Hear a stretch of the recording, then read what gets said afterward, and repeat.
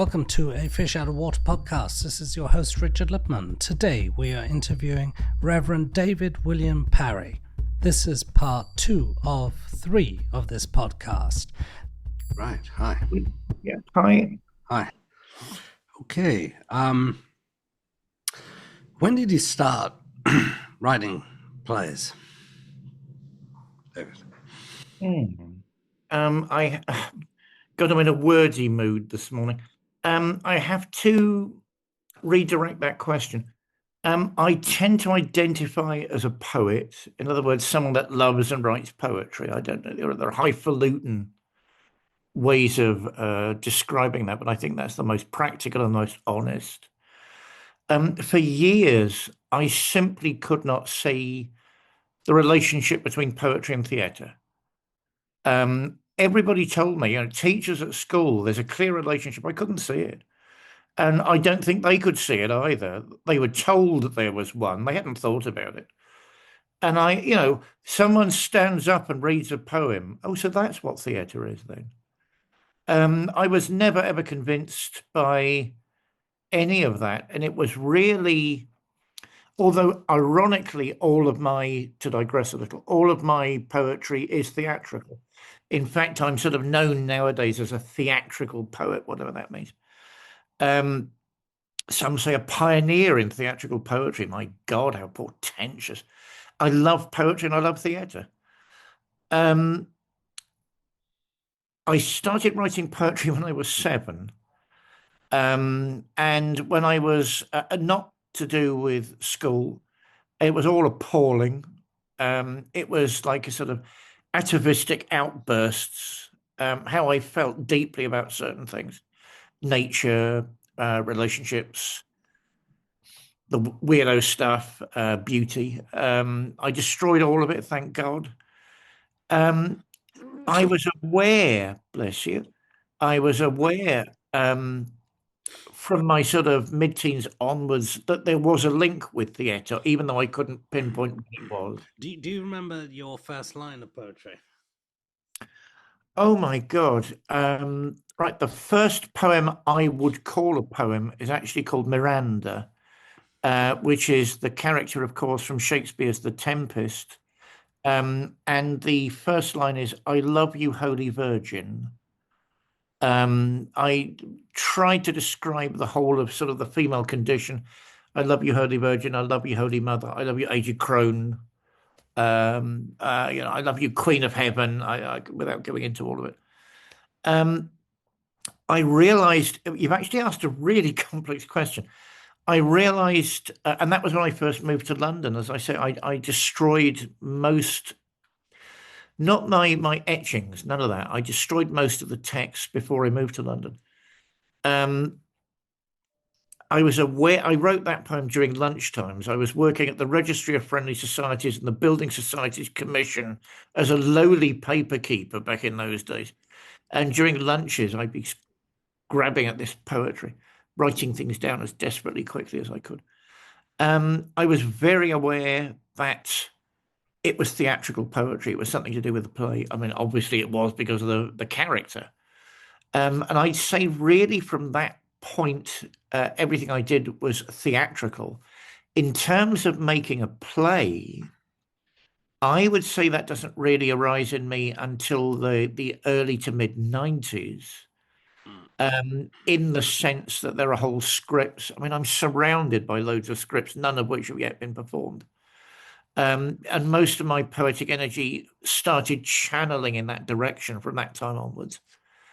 And it was really because of my lack of self-identity, my self-identification within the world of theatre itself. Where do I stand? Am I an Andrew Lloyd Webber? Perish the thought. Right. And am I a Sartre? I mean, where do I stand? And of course, British theatre itself is all about circles. Are you in the King Lear Edward III circle, or are you in the Lion King circle? So that the evil of British class starts to arise from the very beginning. And it took me years to realize not only was I sort of this weird Eugene Ionesco absurdist figure, but proud of it. Very, very proud of it. So with me, it was an unfolding not only about textual creativity, but also my sense of identity within British theatre. I mean, I've only had a couple of my own plays actually produced and staged. I mean, I'm hoping to develop that further over the next couple of years, because, you know, even when those questions are answered, technical problems come along, like, okay, have I got a director? Have I got a producer? Who's willing to stage the sort of material? What are the actors going to do? I think it's well known in British theatre, I can't stand actors. Sorry, darlings, I can't. You know, get your ego off the stage. You know, what is the text saying? So really, I suppose it's from there, Richard, early to mid-90s, when I was utterly seduced by global text and British theatre in particular. Do you have reoccurring themes? But with me, they always, the absurd and the surreal tend to be not only forms of discourse with me, but recurrent themes. If I was looking for an overarching principle that sort of encapsulates my other types of work. So I say those. I mean, I take Ionesco very, very clearly as my role model. Who's he? Eugene Ionesco started absurdist theatre. He even looks like me. You know, that's not me building on Ionesco. I just look like Ionesco. Sorry, I don't know what that means. He was he became the sworn enemy of Jean-Paul Sartre. I tend to resonate more with French literature than British literature, and thereby hangs another tale. Excuse me, I'm choking again. He thinks life is absurd. You know, there is no reason, there's no rationality. We're all kidding ourselves. It's just stuff that happens to inadequate people. You know, he starts with comedy. How else could someone like that really address the human condition? And that's not a put down.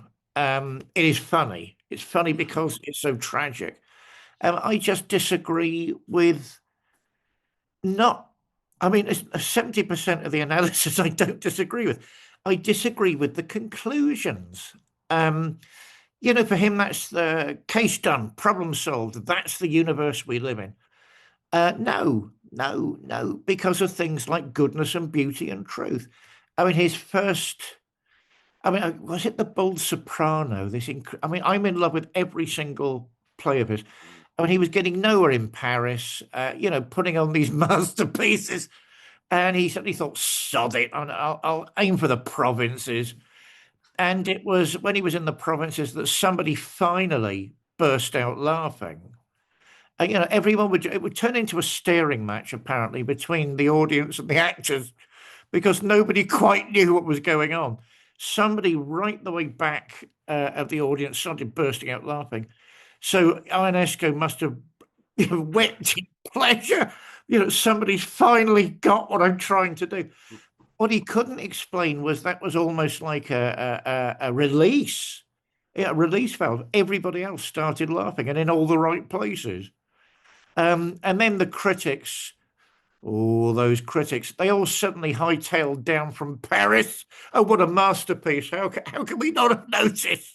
Oh, what a genius Ionesco is. So it's typical theatre.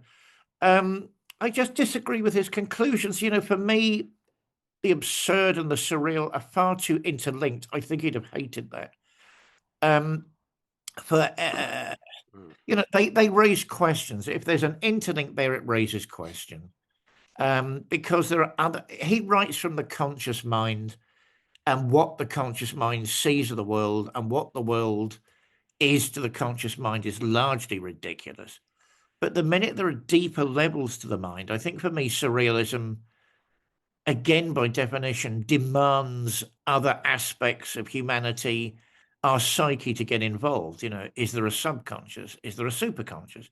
The minute we start going down that route, then we can't arrive at Ionesco's very Romanian decisions. You know, so for me, the absurd became either, you know, we're all, you know, we're monkeys. We're descended from monkeys. is the brain of a monkey designed to solve the riddle of the universe? Well, obviously not. The brain of a monkey is designed to survive in a jungle. And when it starts asking metaphysical questions, maybe it gets it right, maybe it gets it wrong.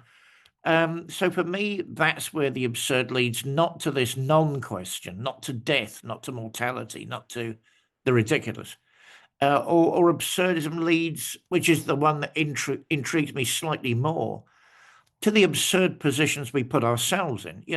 There's a problem. I'm having problems at work or with my friends, and I don't really deal with it, and it very quickly gets out of control. And then I find myself getting deeper and deeper and deeper into these problems. And the situation becomes absurd simply because it's now out of control. There isn't a divorce court in the country that wouldn't recognize what I'm talking about. There isn't a funeral parlor in the country that wouldn't recognize what I'm talking about. So for me, the raw humanity of the human condition itself is revealed by the theatre of the absurd. And I love those sort of black and white Parisian movies that you get still access to them, where you get the sweet, beautiful little French journalist, Monsieur Ionesco, it's been very public that you've had a row with Sartre. What do you think? And it was Sartre. He says he loves the Germans until they lose the war. Then he says he's a communist. Slap, slap, slap. So it's. I find him a giant. I find him a giant of discourse. I find him a very human figure, and his type of theatre intrigues me. So I think I'm in that school and in that viewpoint, but I take a different, as I say, I arrive at different conclusions. Is that anywhere near an answer, Richard? Yeah, sure. One moment. What are the critics' responses to your plays? I mean, do you want to tour? I mean, I'm assuming Ionesco had ambition, right? Yeah. What's your ambition?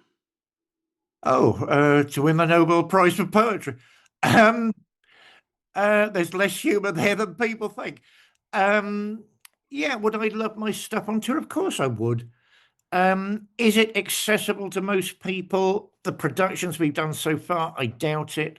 But those are the productions we've done so far. Sadly, at the moment, people can only judge by what I've had staged, and I've had far too little staged. I can think of plays of mine that are much more accessible. I got compared a couple of years back to Brecht. I couldn't really see that. Certainly Samuel Beckett. I mean, if you're thinking of Happy Days, that's the sort of play that I think is superbly good, and that brings similarities between his work and my work. And certainly that's absurdism. I want things on tour. I want things in the West End. I want things on Broadway. I confess to being in the highfalutin end of British theatre, but that's where I'm comfortable. I believe I've got some skill in that, and I think it raises interesting and difficult questions. If I'm tired at the end of a working week, I don't want Shakespeare. We've all got to be realistic. I want sort of 42nd Street. I want women on stage tap dancing, and monsters and dragons. I'm tired at the end of the week. I want to relax. But there are moments when I want to ask deeper questions. I get on my high horse only when that part of theatre starts demanding the sort of funding that should come to my part of theatre. Don't quantify human beings. Yes, we want entertainment. Yes, we want spectacle. Yes, we want pure and utter showbiz, but not all the time. There must be avenues and routes to other things, to deeper things, to higher things. And that's sort of the circle, as I say, I'm most comfortable in and where I sort of seat myself. I've never had a bad review to date. I've had some obscure ones. I've not had enough reviews, and that's because for purely practical reasons.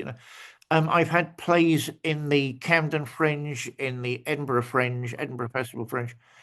I've had plays, one-offs, couple of nights here and there, but attracting the sort of financial resources. I mean, it's a catch-22 nowadays, Richard. I'm sure you know exactly what I mean. You need a profile to attract the money. Unless you've got money, you can't engineer the profile. So you go round and round and round in these circles.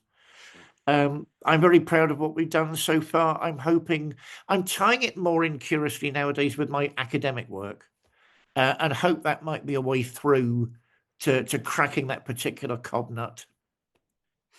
I understand you created an LGBT community within the Christian sphere. Is that how did that happen? How did you become Chris, and how did you, start working with the LGBT community in South London? Well, as an open puff myself, there's oh god, thereby hangs a tale. When do people come out?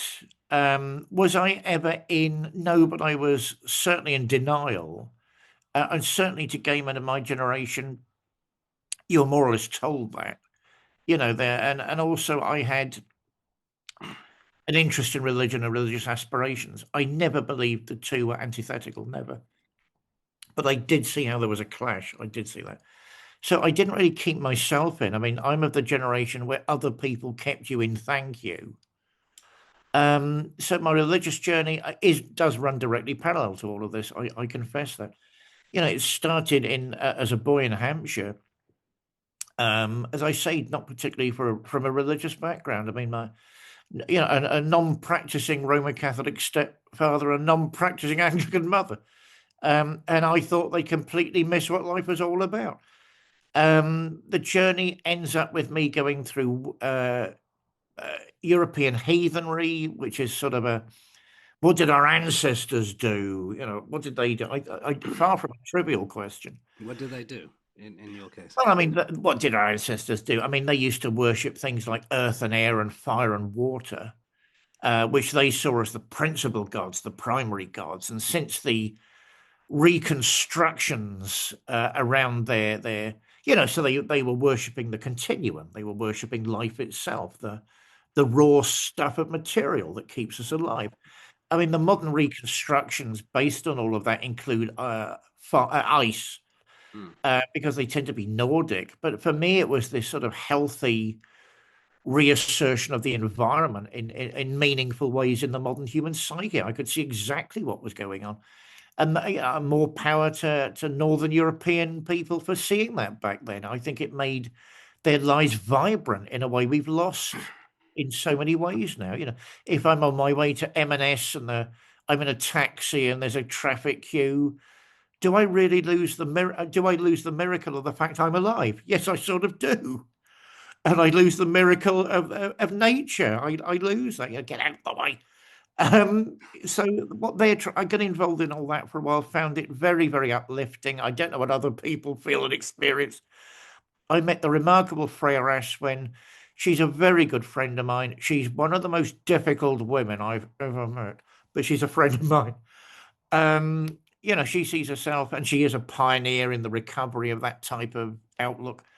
I got involved with Wicca. I think that's very, very treasured and close to me. So there's a feminist element to all of that. Is it Gerald Gardner? I mean, a Gardnerian coven, one started by Gerald Gardner, so the revival of witchcraft. Is it really traditional witchcraft? I don't know. Uncle Gerald certainly would have said yes, but he would do, wouldn't he? It tends to me to be a mixture of feminism and again nature worship. What else could it be? But really, I suppose I always knew that these questions were parts of a larger question. These riddles were part of a larger conundrum, which was partially answered by liberal Catholicism. Don't forget there are different types of Catholicism. I mean, the Romans play a very clever game.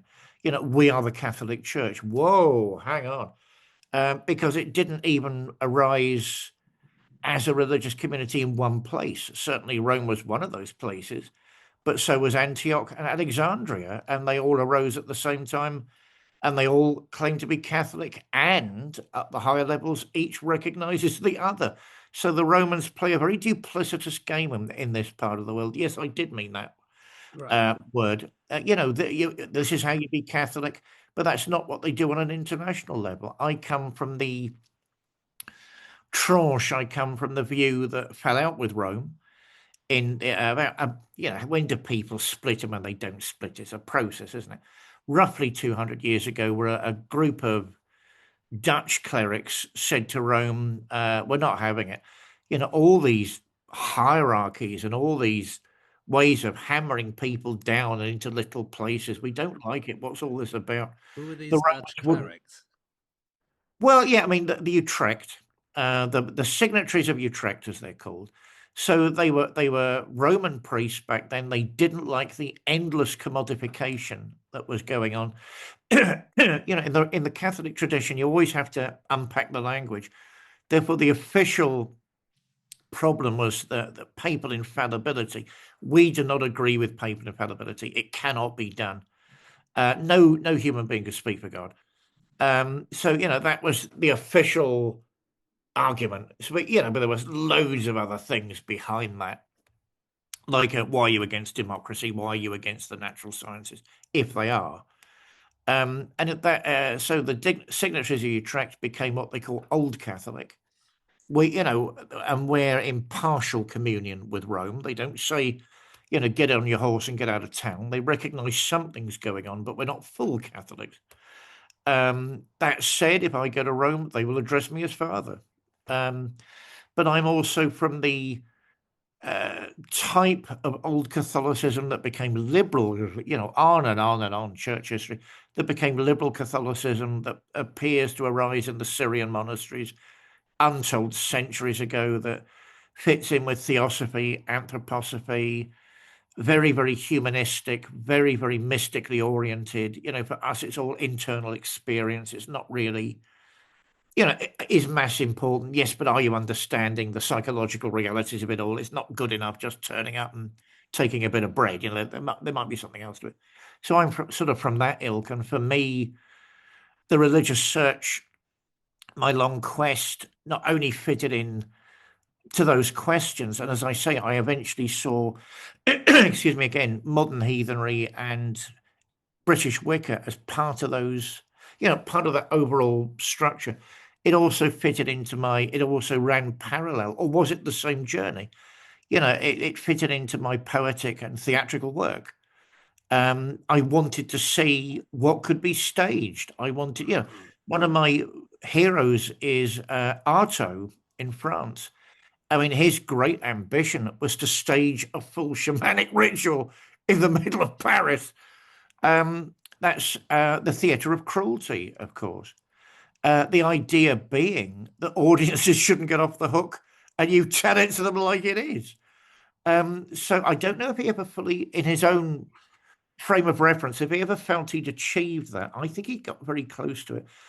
People walking out after the first couple of scenes either horrified or disgusted. Artaud loved it. Artaud loved it. What would they see? Oh, silly things. Not necessarily blood-soaked things. I mean, that's sort of Gothic theatre, isn't it? That's what they used to call raw theatre. Disembodied heads, decapitated, forgive me, heads and severed arms and limbs. I mean, it is there, but that tends to be sort of the pantomime burlesque side of it. So you'd see on Artaud's stage absolutely ridiculous things.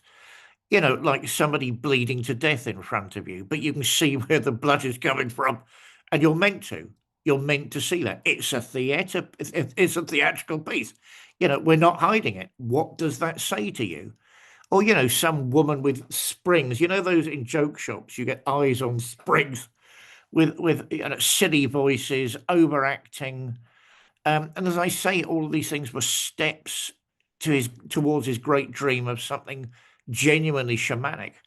A shamanic ritual, by definition, must be where you confront yourself within the context of some sort of ceremony. Did he achieve that in terms of theatre? I don't think he did. I think he got very close to it. So, I tend to take the cudgel up. I'm not trying to stage a shamanic ritual, but I am trying to raise those issues on the modern stage. I confess that.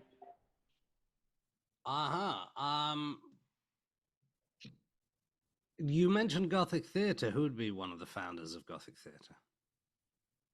Oh, Richard, gosh. I think that goes all the way back to pantomime. I'd say there isn't one particular person I would take an inspiration from. For me, that goes all. I recently wrote an academic thesis on miracle and mystery plays. I suspect Gothic theatre, for want of a much more accurate description, really comes out of that. Where the craft guilds are celebrating the mysteries, not only to show their wealth and power, but also to make sense. It was theatre in those days was much more communal. It was so many hundreds and hundreds of years ago. The community came together to celebrate its life, its existence, its experience, its aspirations, and they did that with music, performance. So that for me would be, I think, what you're talking about. When all these burlesque and extraordinary things are introduced to stage, I think it really begins somewhere around there. But there's not much interaction, right? The audience take part in this. In those days, purely interactive. Interactive. How did that happen in practice? Half of the actors were from the local community. Therefore, it was neighbours, friends, and family that turned up. Certainly Tony Harrison, may the angels rest him. I'm from the day where he actually put on the mysteries on the South Bank. Very, very interactive. The audience were encouraged to take part as far as that was possible. The actors were put among them, and they started performing their pieces and getting the scenes and scenarios together. But no one was kept out of that performance. You were encouraged to join in and enjoy yourself. On a simple level, like if the devil character turns up, excuse me, which of course he does a lot in those scenarios, you boo and hiss like kids nowadays. Boo, get off.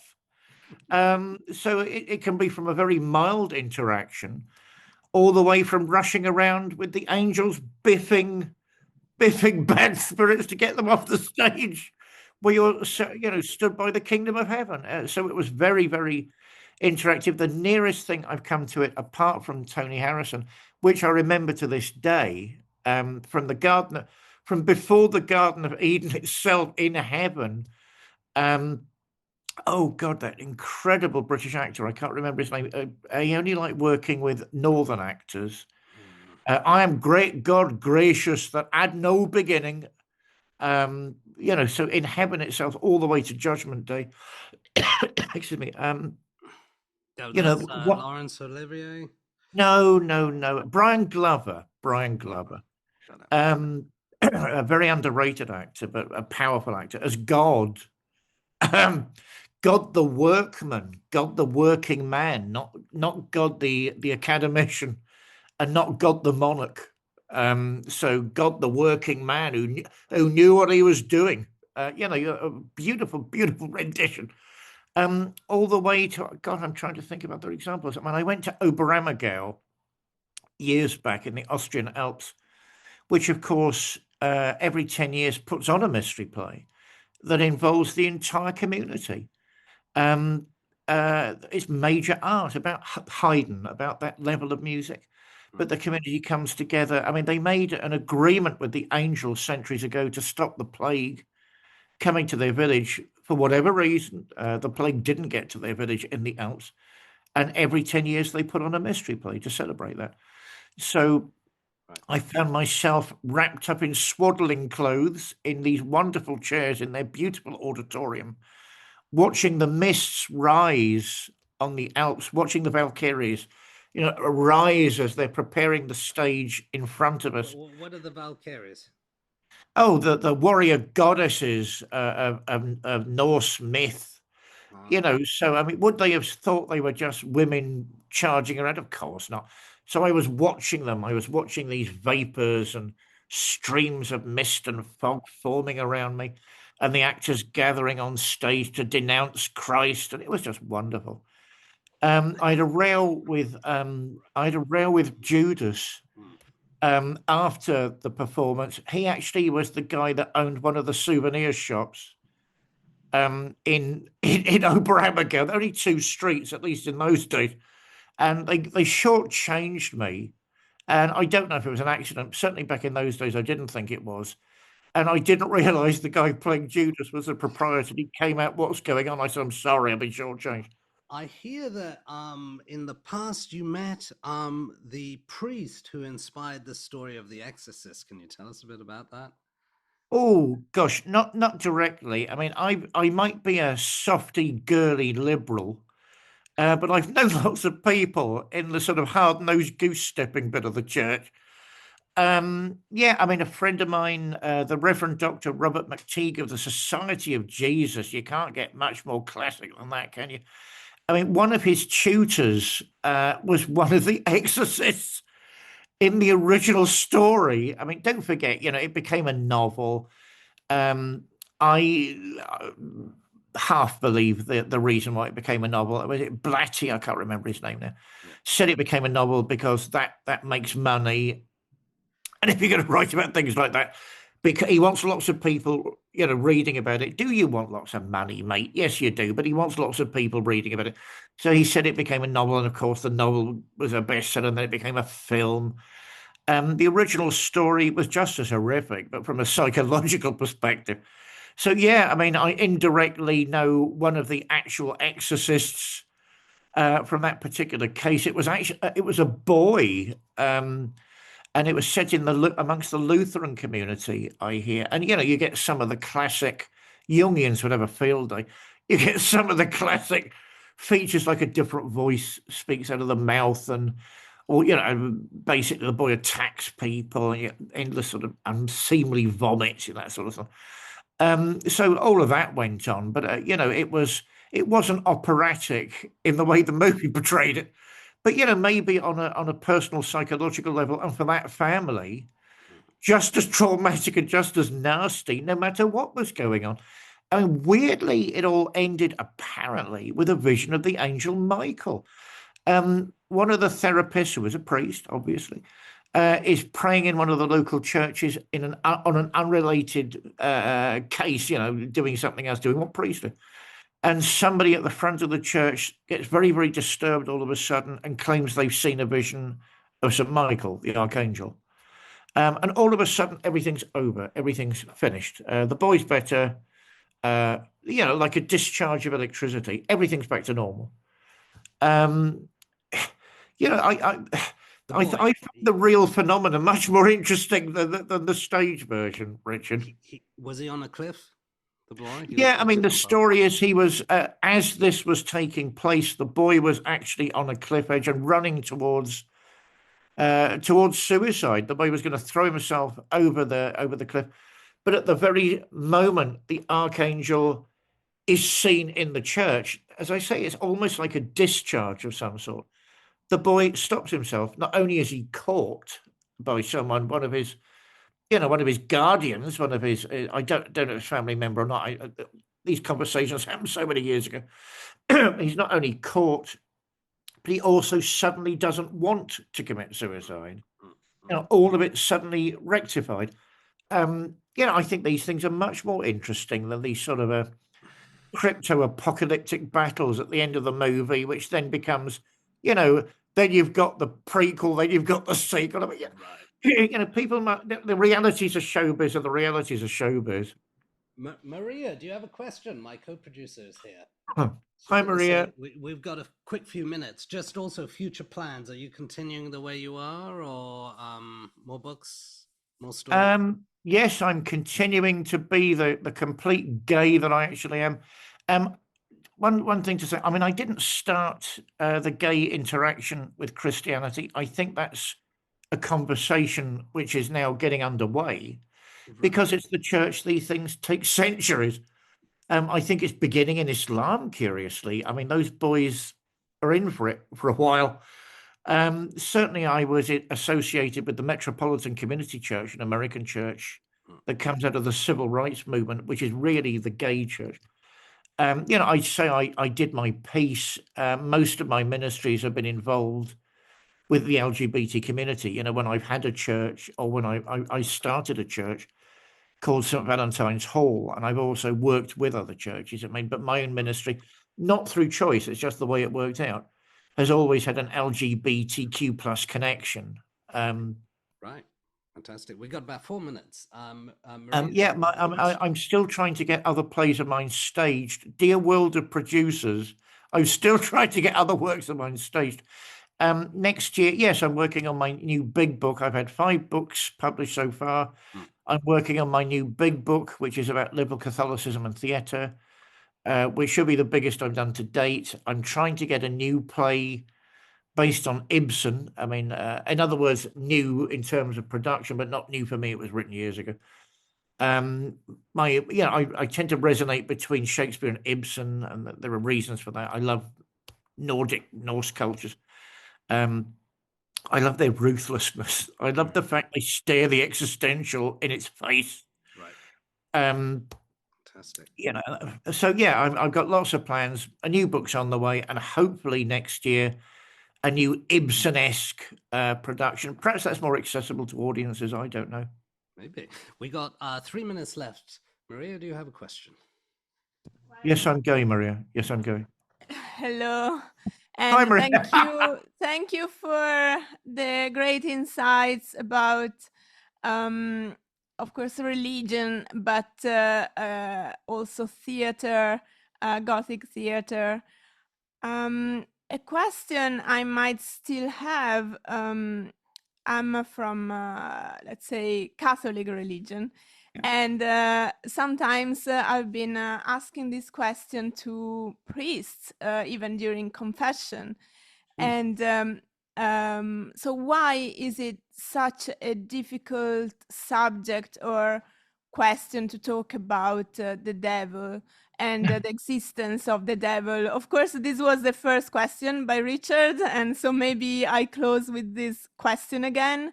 I mean, we live obviously in very difficult times with so many bad events, wars, and so on. So this would be my question. You lots are too worried about the devil. Well, I think it's clearly mentioned in the gospel, at least. As I say, the temptation, most clearly. I've not said there isn't a devil. I don't know why priests don't want to talk about it. I think it's unfashionable nowadays in Roman Catholic circles. Also, I think lots of priests, for very understandable reasons, suddenly feel out of their depth. Can I really give a convincing answer unless I've had the requisite training? I mean, most priests are so busy.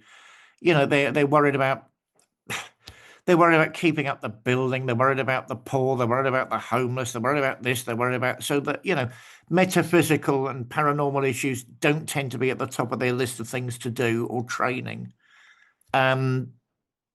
I don't know why you weren't answered at all. I mean, certainly Roman Catholic dogma would be that there is an entity that is the author and origin of everything bad in the world.